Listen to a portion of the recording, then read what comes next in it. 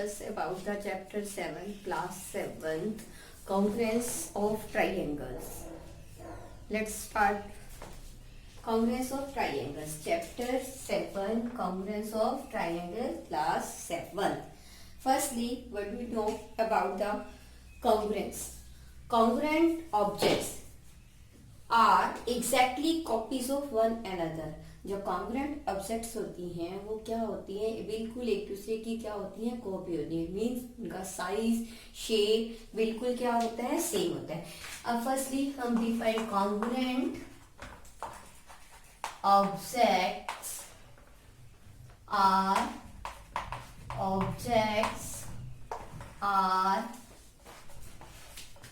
exactly copies of one another means देखो जो congruent होती हैं ऑब्जेक्ट्स, कोई भी ऑब्जेक्ट, दो ऑब्जेक्ट को हम कॉन्ग्रुएंट कब कहते हैं, जो वो बिल्कुल एक दूसरे की क्या होती है, कॉपी होती है। मीन्स उनका साइज और शेप बिल्कुल क्या होता है, सेम होता है, और वो एक दूसरे को क्या कर लेती हैं, कवर कर लेती है। जैसे आप फॉर एग्जाम्पल ये बुक देख रहे हो, इसके पेज देखो, इस अपनी बुक के पेज को देखो, दोनों पेज एक दूसरे को क्या कवर कर रहे हैं, बिल्कुल कवर कर रहे हैं। इट मीन्स वो क्या है, कॉन्ग्रुएंट है। अब डेली लाइफ में हमारी कॉन्ग्रुएंट ऑब्जेक्ट्स के बहुत सारे एग्जाम्पल्स हैं जो हम देखते हैं। जैसे शेविंग ब्लेड्स हम देखते हैं किसी भी कंपनी के, वो क्या होते हैं, कॉन्ग्रुएंट होते हैं। या फिर हम देखते हैं बिस्किट, अगर जो हम बिस्किट खाते हैं सेम एक पैकेट में अगर हमारे पास बिस्कुट है सेम कंपनी के, वो भी बिल्कुल क्या होते हैं, सेम होते हैं। इसी तरह से बहुत सारे एग्जांपल्स हैं जो डेली लाइफ में हैं, जो सारे क्या होते हैं, कॉन्ग्रुएंट ऑब्जेक्ट्स के क्या होते हैं, एग्जांपल्स होते हैं। अब हमें पता है, अब हम देखते हैं कॉन्ग्रुएंस। जैसे आप देखो फॉर एग्जाम्पल कॉन्ग्रुएंट ऑब्जेक्ट्स का हम कोई एग्जांपल लेते हैं। जैसे मैंने आपको कहा है, हमारे पास फर्स्ट एग्जांपल क्या है, shaving blades of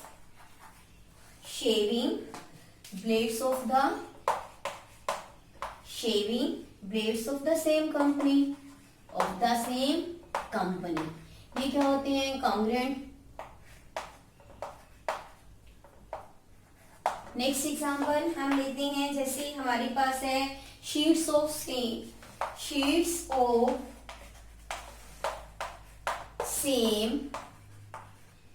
letter pad.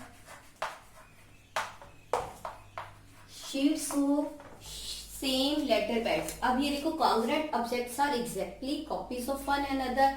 फिर हमने इसके एग्जांपल्स बताए, कौन कौन से एग्जांपल्स बताए, shaving blades of same company, sheets of same letter pad. अब हम चाहते हैं, अब हम डिस्कस करेंगे congruence among the line segment.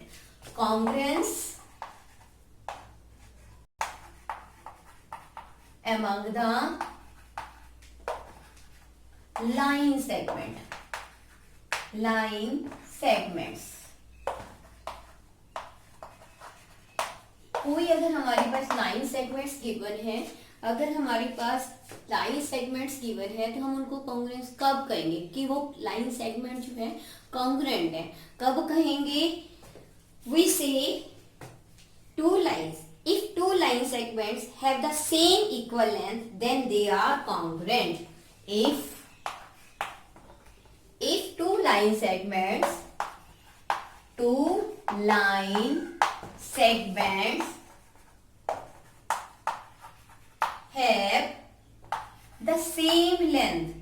have the same length, if two line segments have the same length, then they are congruent.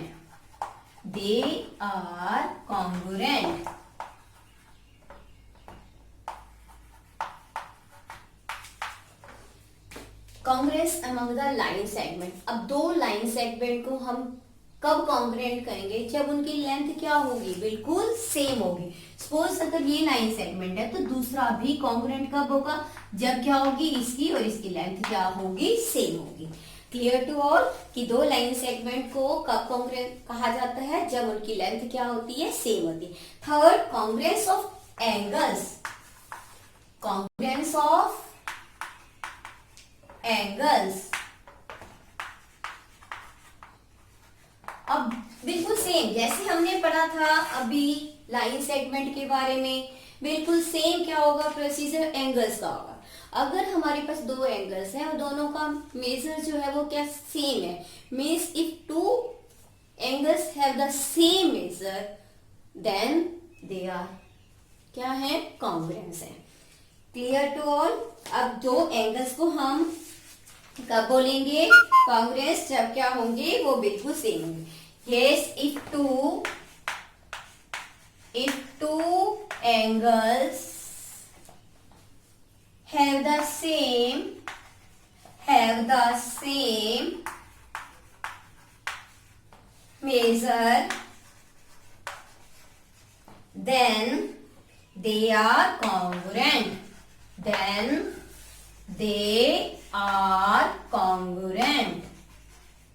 Clear to all. Same हो गया procedure. Line segment कब होंगे, जब दोनों की लेंथ सेम होगी। और एंगल्स कब सेम होंगे, कॉन्ग्रुएंस होंगे, जब क्या होगा कि दोनों क्या होंगे, सेम मेजर के होंगे, दोनों का माप क्या होगा, सेम। सपोज अगर एक एंगल 30 का है तो दूसरा एंगल भी क्या होना चाहिए, 30 का होना चाहिए, 30 डिग्री का, तब वो दोनों क्या होंगे, कॉन्ग्रुएंट। अब हमारे पास देखो ध्यान से, कॉन्ग्रुएंस ऑफ ट्राइएंगल। अब हम क्या करेंगे, कॉन्ग्रुएंस ऑफ ट्राइएंगल्स, कॉन्ग्रुएंस ऑफ ट्राइएंगल्स। देखो ध्यान से बच्चों, कॉन्ग्रुएंस ऑफ ट्राइएंगल्स। अब कॉन्ग्रुएंस ऑफ ट्राइएंगल्स में हम कैसे पढ़ेंगे, देखो ध्यान से सभी बच्चे। कॉन्ग्रुएंस ऑफ ट्राइएंगल्स, हमारे पास अगर दो ट्राइएंगल्स गिवन हैं, yes, A B C, A B C, और दूसरी ट्राइएंगल आपके पास कौन सी है, P Q R. First triangle आपके पास triangle A B C, second triangle आपके पास कौन सी है, P Q R. A B C triangle, देखो ध्यान से। अब हम लिखेंगे triangle A B C is congruent to triangle P Q R. देखो बच्चों, ये साइन, ये जो साइन है ये किसका साइन होता है हमारे पास, कॉन्ग्रुएंट का। अगर हम टू इक्वल, जैसे इक्वल का साइन लगाते हैं हम, उसके ऊपर ये एस, तो ये कौन सा साइन होता है, कॉन्ग्रुएंट का। कौन सा होता है, कॉन्ग्रुएंट ट्राइएंगल। क्लियर। ये साइन जैसे इक्वल का हमारे पास साइन होता है, डबल लाइन लगाते हैं, इसी तरह से ये साइन किस चीज का है हमारे पास, कॉन्ग्रुएंट का। Symbol, you can say symbol, sign, ये बार बार हम कॉन्ग्रुएंट लिखते रहे तो कॉन्ग्रुएंट लिखने की जगह पे हम क्या लिख देते हैं, sign. Triangle ABC is congruent to triangle PQR. देखो हमें पता है एक ट्राइएंगल्स जो है उसके क्या होते हैं, 3 हमारे पास क्या होते हैं, एंगल्स होते हैं। और 3 क्या होती है, ये साइड, ये साइड, ये साइड, ये साइड, ये साइड, ये साइड। और ये देखो, ये एंगल है, ये एंगल है, ये भी एंगल, ये एंगल, ये एंगल और ये एंगल। मीन्स दो ट्राइएंगल कॉन्ग्रुएंट कब होंगी, जब उनके ये 6 पार्ट्स क्या होंगे, बिल्कुल इक्वल होंगे। एंगल कॉरस्पॉन्डिंग पार्ट्स, कॉरस्पॉन्डिंग मतलब ये है तो इसके सामने ये वाला, ये साइड है तो इसकी साइड ये वाली, तो इनकी कॉरेस्पॉन्डेंस क्या होनी चाहिए, इक्वल होनी चाहिए, सेम होने चाहिए इनके मेजर। तो हम क्या लिखेंगे, फर्स्टली लिखेंगे corresponding sides, corresponding sides, yes corresponding sides. देखो ए बी सी, ये आपकी एक साइड है ए बी, हमने ट्राइएंगल ए बी सी में से लिखा ए बी, और ए बी किसके इक्वल होगी, पी क्यू, किसके, पी क्यू की। क्लियर, समझ आया। A B is equal to P Q. उसके बाद ध्यान से देखो, इसी तरह से बी सी, बी सी किसके इक्वल होगी आपकी, क्यू आर। सिमिलरली आप देखो ध्यान से, सी ए, अगर हम ये सी ए लिखते हैं तो यहां से क्या लिखेंगे, आर पी, क्या लिखेंगे, आर पी। और अगर हम ए सी लिखते हैं तो ए सी साइड किसके इक्वल होगी, पी आर के। ये इसके 3 साइड्स इक्वल होनी चाहिए, सेम साइज की, सेम मेजर की। इसी तरह से कोरस्पॉन्डिंग एंगल में देखो, एंगल ए, एंगल, अब ये हमारे क्या है आपके पास, ये तो आपके थी कोरस्पॉन्डिंग साइड। सिमिलरली आप लिखोगे कोरस्पॉन्डिंग एंगल्स, क्या लिखोगे, corresponding angles, corresponding angles, yes corresponding angles, angle A is equal to angle P. Similarly, angle B is equal to angle Q. Angle C is equal to angle R. Clear to all? ये क्या है, corresponding angles. Now again, you can also write correspondence. Correspondence. Yes, correspondence means angle A जो है corresponding to angle B. Similarly, angle C corresponding, sorry, angle A is corresponding to angle P. Angle C, ये देखो ध्यान से, is corresponding to angle R. Angle B is corresponding to angle Q. A P B Q C R, ये कौन सा sign है, correspondence का sign है। मीन्स ये इसके इक्वल, ये इसका कोरस्पॉन्डिंग एंगल है, ये कोरस्पॉन्डेंस का क्या है, साइन है। जैसे ये कॉन्ग्रुएंट का है, ये क्या है, corresponding sign.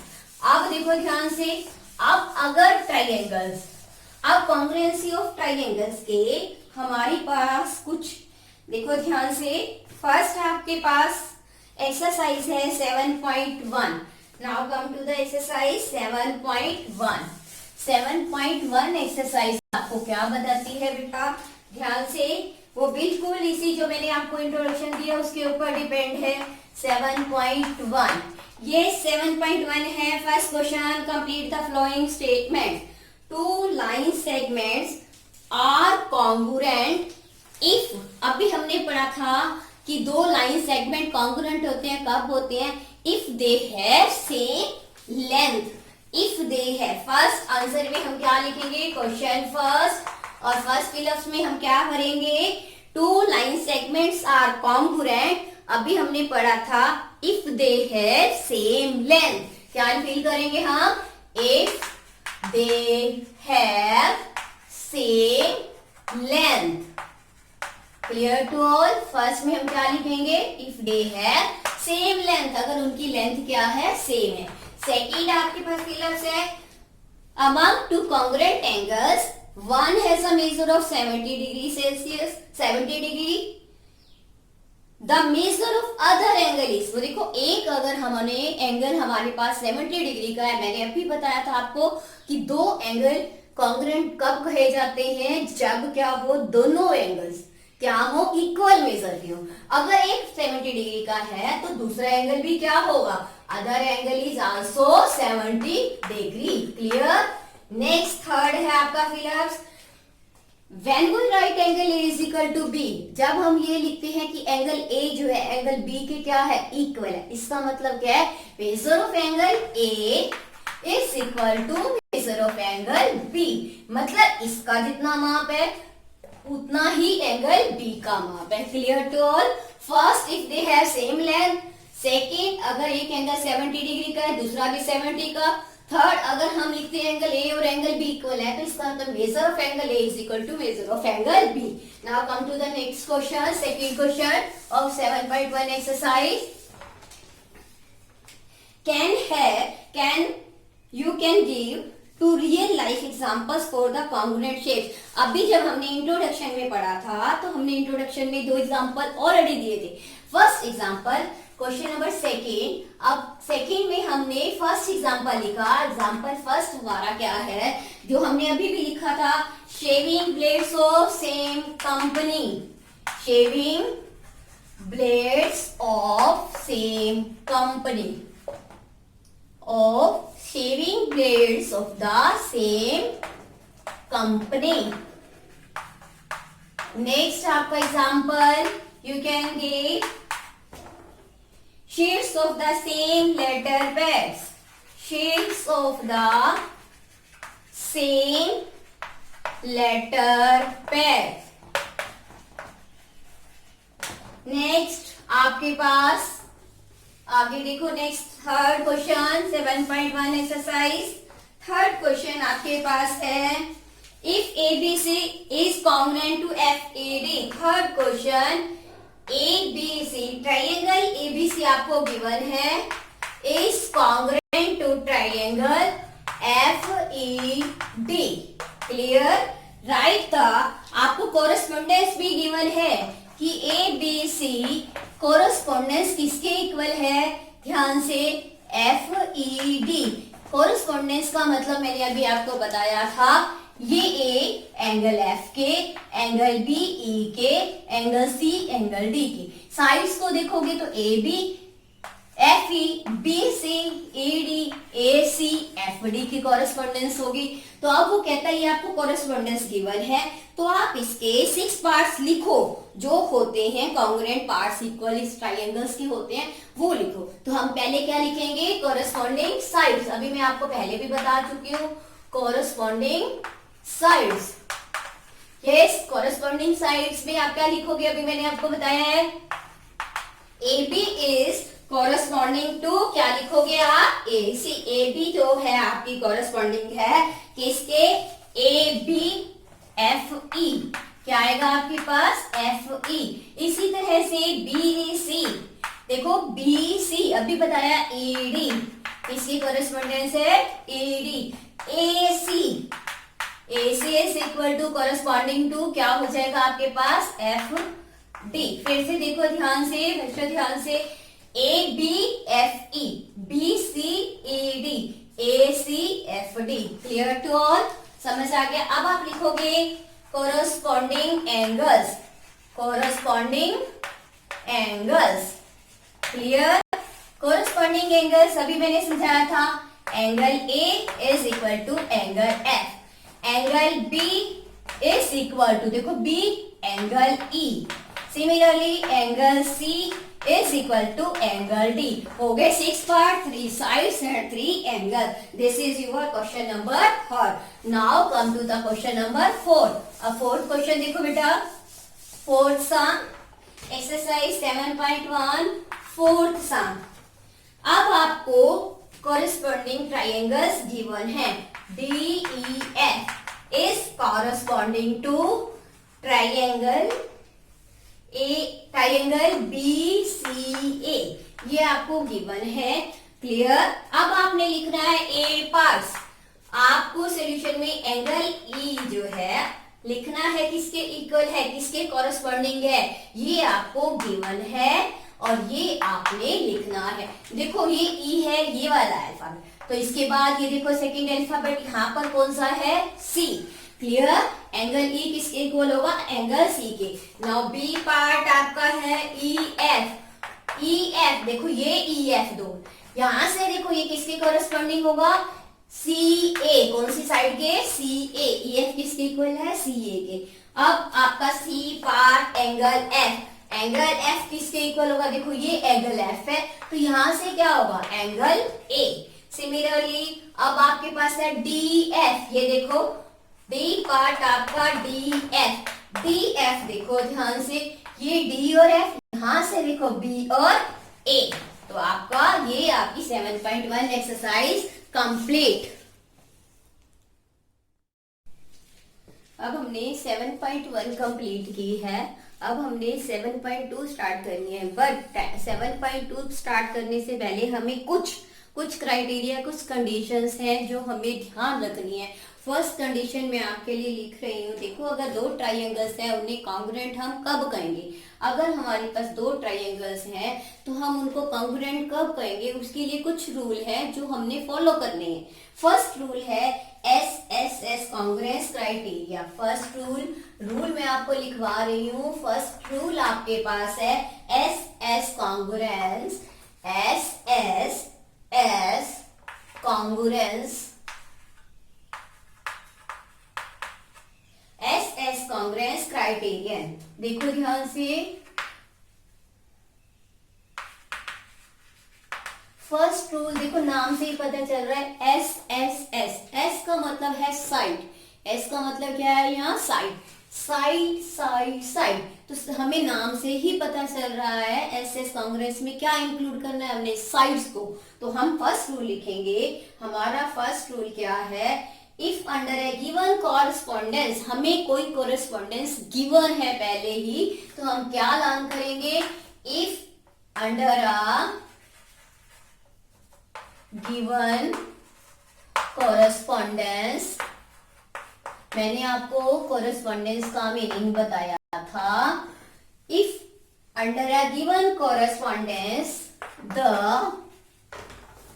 Three sides of A triangle, three sides of a triangle are equal to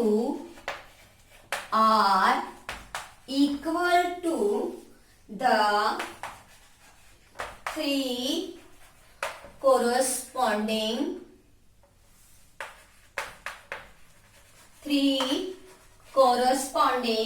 sides of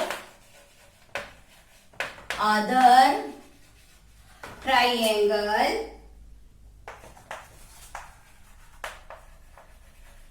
then both triangle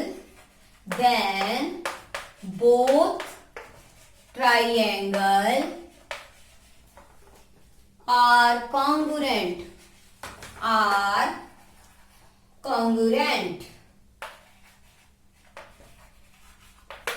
कहने का अभिप्राय ध्यान से, what does this mean?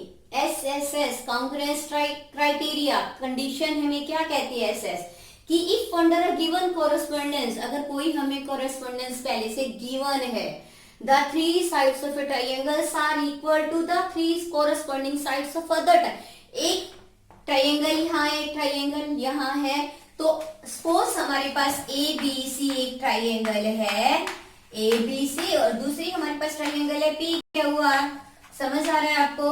तो हमारे को कॉरेस्पॉन्डेंस पहले दी हुई है कि ABC जो है कॉरेस्पॉन्डिंग है P क्या हुआ R पे, ये आपको ऑलरेडी गिवन है कॉरेस्पॉन्डेंस। तो अंडर गिवन कॉरेस्पॉन्डेंस का मतलब ये ऑलरेडी हमारे को कॉरेस्पॉन्डेंस गिवन है, इसका मतलब साइड्स में AB, अगर साइड आपकी देखो AB P क्या होगी, इसी तरह से BC आपकी किसकी होगी, QR की। फिर आपके पास देखो AC किसके इक्वल होगी, यहां से देखो PR, देखो ध्यान से PR।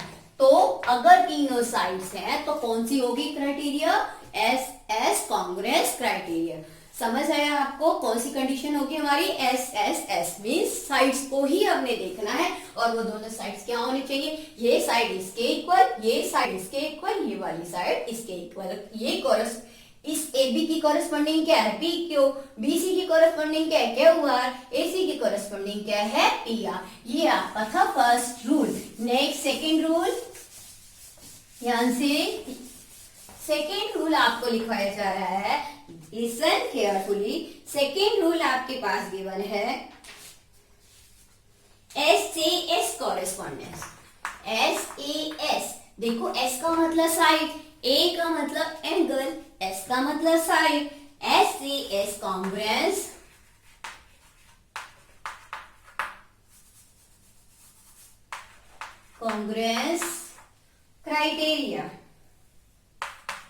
Criterion.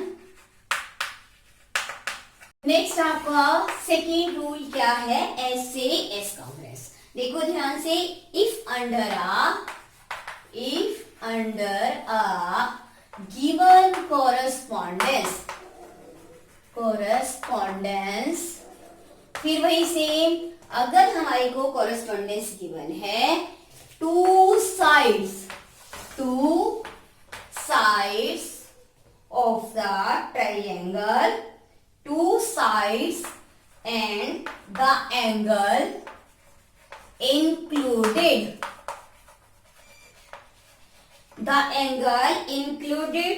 between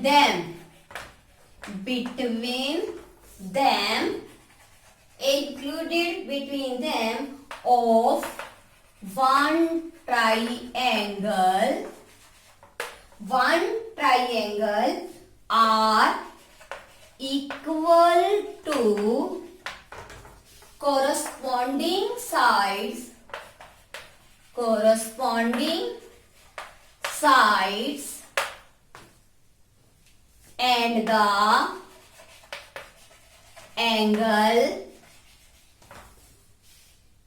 included between them of another triangle,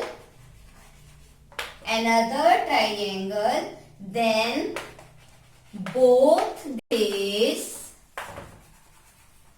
triangles are congruent.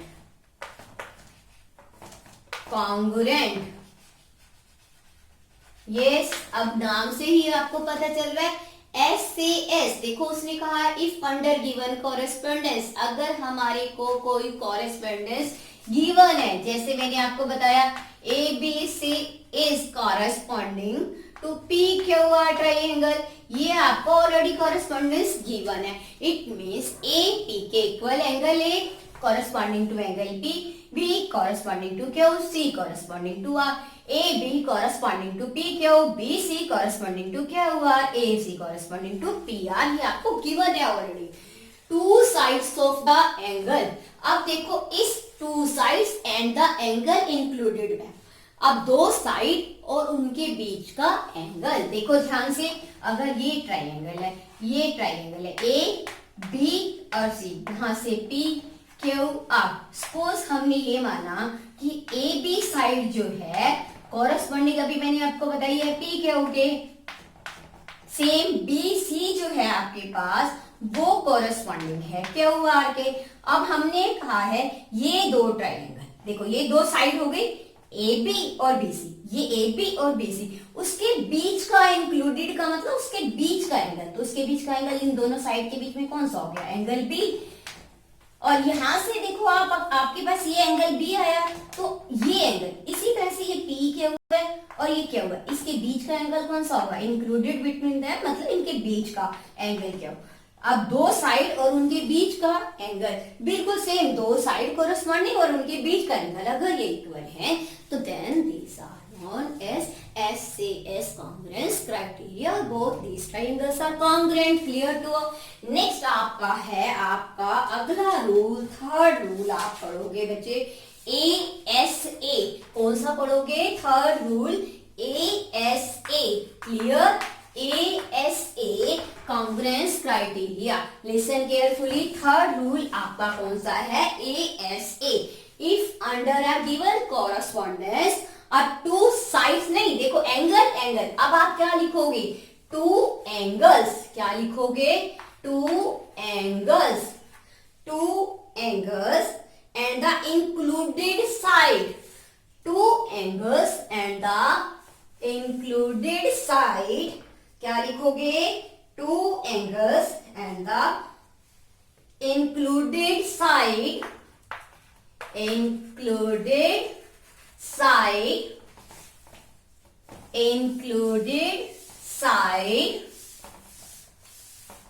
included side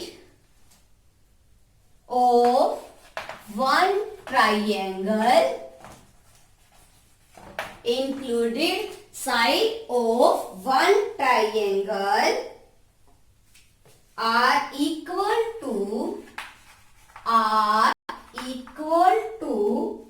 two corresponding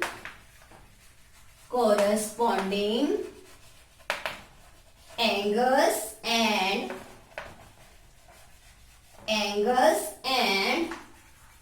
two corresponding angles and the included side of another triangle.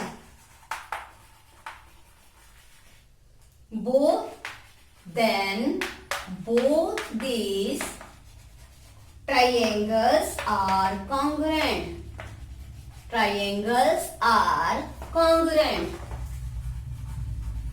Clear? Yes. Same procedure P Q A B C आपने लिखा था, यहां आपने second triangle ली थी P Q are, आपके पास correspondence given थी A B C corresponding to P Q R. Same procedure if under a given correspondence, under a given correspondence two angles, आपकी कोई भी एनी टू एंगल, ये angle A, angle देखो angle A corresponding to angle P, और आपका next angle B corresponding to angle Q.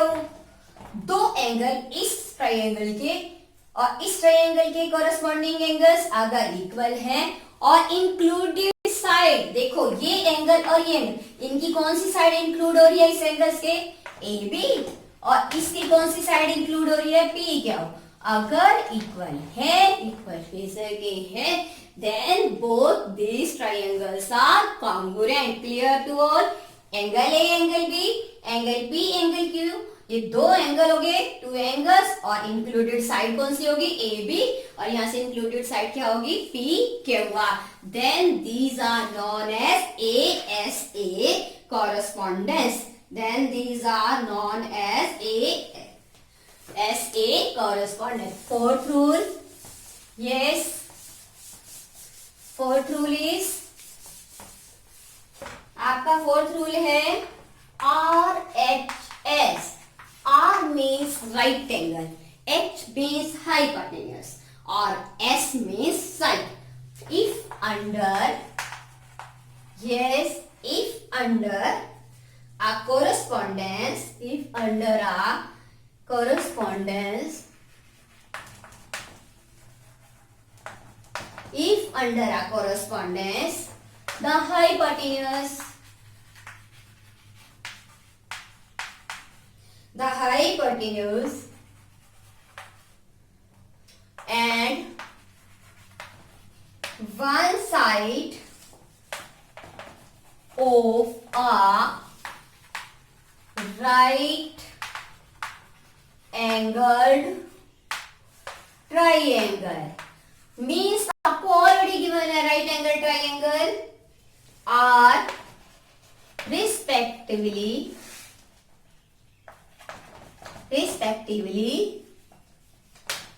equal to the hypotenuse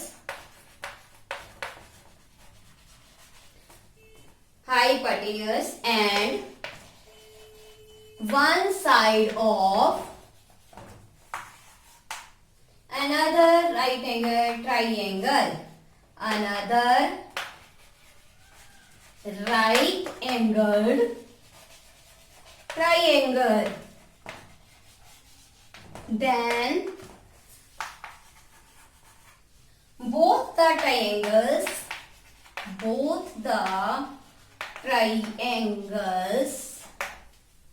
are congruent.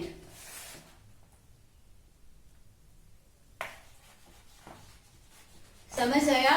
It means अगर आपको correspondence given है, R means right angle, H means hypotenuse, S means side.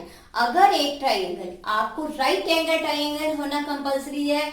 Right angle triangle हमारे को दो given है, correspondence given है, तो एक तो राइट एंगल इसका इक्वल होना चाहिए, सेकेंड हाइपोटेन्यूज इक्वल होना चाहिए. जो बिल्कुल ऑपोजिट होता है राइट एंगल के, वो आपका क्या होता है हाइपोटेन्यूज, और एस का मतलब साइड. एक ट्राइंगल का राइट एंगल भी और हाइपोटेन्यूज भी, और एक साइड अगर दूसरी corresponding side corresponding right angle corresponding hypotenuse के इक्वल है दूसरी ट्राइंगल के, then these are both the triangles are congruent. Clear? All rules हमने कौन कौन से रूल पढ़े? 4 रूल्स हमने पढ़े हैं.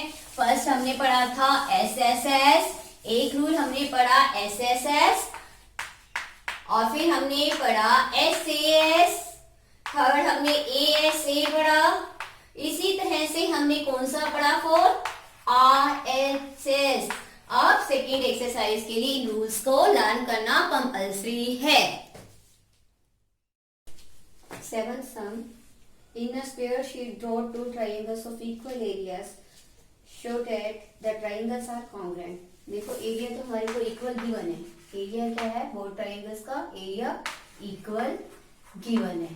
तो अगर हम दो ट्राइंगल्स ड्रॉ करते हैं, first a part to draw two triangles. हम सपोज दो ट्राइंगल ड्रॉ करते हैं, ट्राइंगल ए बी सी और ट्राइंगल डी ई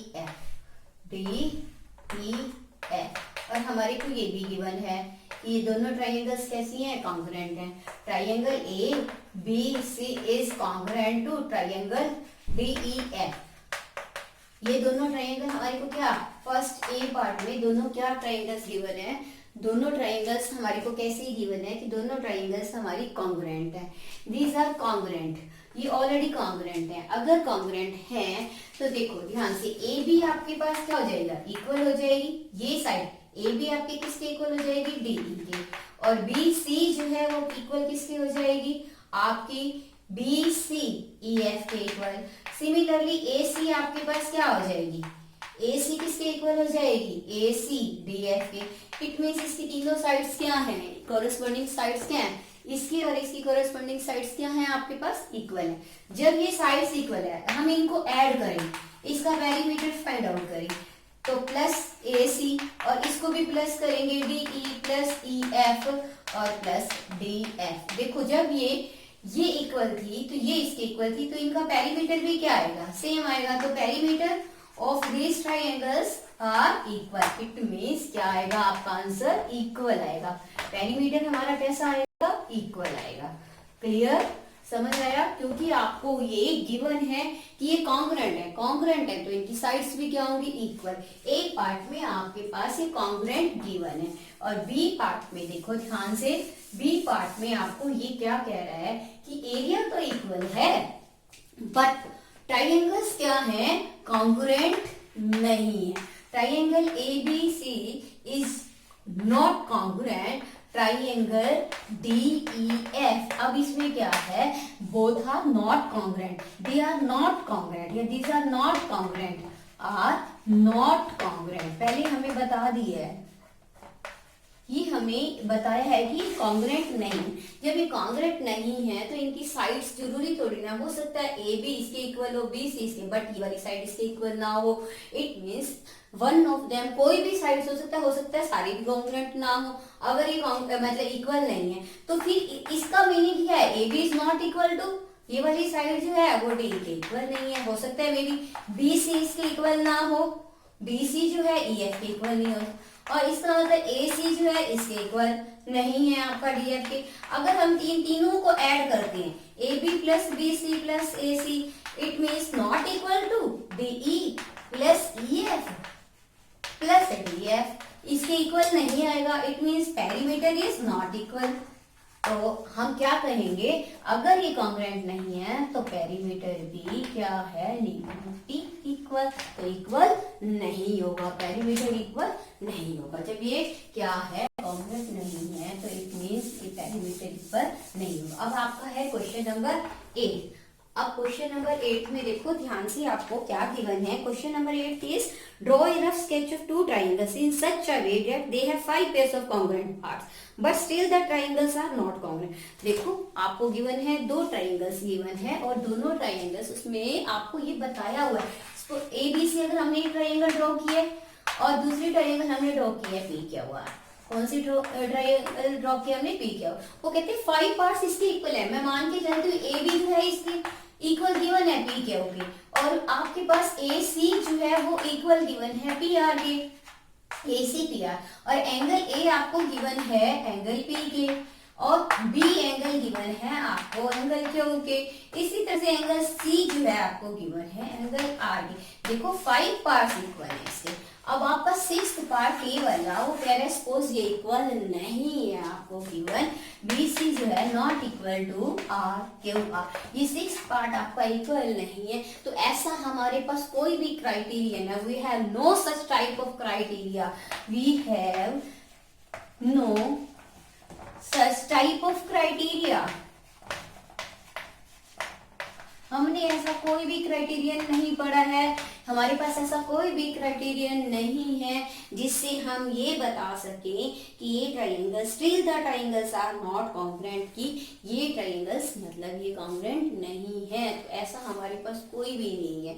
अगर हमारे पास क्या होगा, 6 पार्ट, हमने ऐसा क्राइटेरिया पढ़ा है जिसमें इसके 6 पार्ट्स क्या हो, कोरिस्पॉन्डिंग हो, तो हमारे पास इस टाइप का कोई भी क्राइटेरिया नहीं है।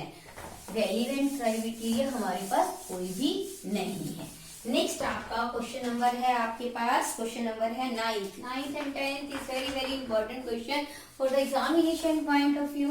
9th question is triangle ABC and PQR to be congruent. आपको गिवन है ट्राइंगल एबीसी और PQR to be congruent, sorry, if triangle ABC and PQR to be congruent, then one of the additional pair of corresponding parts, what criterion did you use? आपके पास given है, आप अपनी figures देखिए। आपके पास figure में given है angle B जो है आपके पास गिवन है, एंगल क्या हो, ये है आपके पास 90 डिग्री ऑलरेडी गिवन है। कौन कौन सी ट्राइंगल है, इन ट्राइंगल ABC एंड ट्राइंगल आपके पास है PQR, एंगल B गिवन है एंगल Q के 90 डिग्री, और आपके पास एंगल C जो है आपके पास गिवन है angle R, angle C is equal to R। आपके पास ये भी क्या है, गिवन है, ये भी आपके पास क्या है, गिवन है। अब वो कह रहा है अगर हम इसको, हम कौन सी क्राइटेरिया से इसको कर सकते हैं कि ये आपका थर्ड एडिशनल, क्योंकि हमें 3 पार्ट चाहिए थे, हमने रूल्स पढ़े हैं, या तो ASA। अब ASA के अकॉर्डिंग अगर हम इसको करते हैं तो हमारा थर्ड पार्ट क्या होगा, BC, क्योंकि देखो 2 एंगल और हमने पढ़ा था उनको जो बनाने वाली साइड है वो इंक्लूड होनी चाहिए। तो इनको बनाने वाली साइड कौन सी होगी, BC, इनको बनाने वाली कौन सी होगी, क्या होगा। तो थर्ड पार्ट हमारा क्या होना चाहिए, BC is equal to QR। ये वाला हमारा क्या है, थर्ड जो एडिशनल पार्ट है वो कौन सा होगा, जो एडिशनल पार्ट है, एडिशनल पार्ट 2 4 किसके लिए, कि ये हमारी दोनों ट्राइंगल्स क्या हो जाएं, कॉन्ग्रुएंट हो जाएं। तो कौन से क्राइटेरिया से होगा, बाय यूजिंग, कौन सा क्राइटेरिया बन गया, ये आपके पास साइड है, सॉरी ये आपके पास एंगल है, ये आपके पास एंगल है, और ये आपके पास क्या हो जाएगा, साइड। तो कौन सा क्राइटेरिया यूज करेंगे हम, ASA, angle side angle congruence, congruence criterion. Clear, ये आपका था 9th question. Now come to the last question of this exercise, this chapter 7.2, 7th chapter 7.2 exercise, last question आपका है। इसमें भी आपके पास देयर आर 2 ट्राइंगल्स, फिगर्स आपको गिवन है। Explain why triangle ABC is congruent to triangle FAD। हम क्या लिखेंगे 10th क्वेश्चन में, in triangle ABC and triangle FED। देखो आपको क्या क्या गिवन है, आपको गिवन है listen angle A is equal to, आपको गिवन है angle A is equal to angle F, angle A is equal to angle F, ये आपको ऑलरेडी गिवन है। नेक्स्ट आपको पार्ट में गिवन है एंगल B, आपको गिवन है angle E, angle B is equal to angle E, ये आपको गिवन है। अब आपके पास देखो, जब किसी भी ट्राइंगल्स के, क्योंकि हमें पता है sum of 3 triangles of sum of any 3 triangles of sum of 3 angles of any triangle is equal to 180। अगर 2 एंगल का सम इक्वल है तो थर्ड एंगल का सम भी ऑलरेडी क्या आएगा, इक्वल आएगा। सपोज ये 75 है तो ये 70, ये भी 75 है, तो अगर इनको ऐड करेंगे तो 150, तो लेफ्ट जो एंगल जो हमारे पास रह जाएगा से वो क्या आएगा, 30।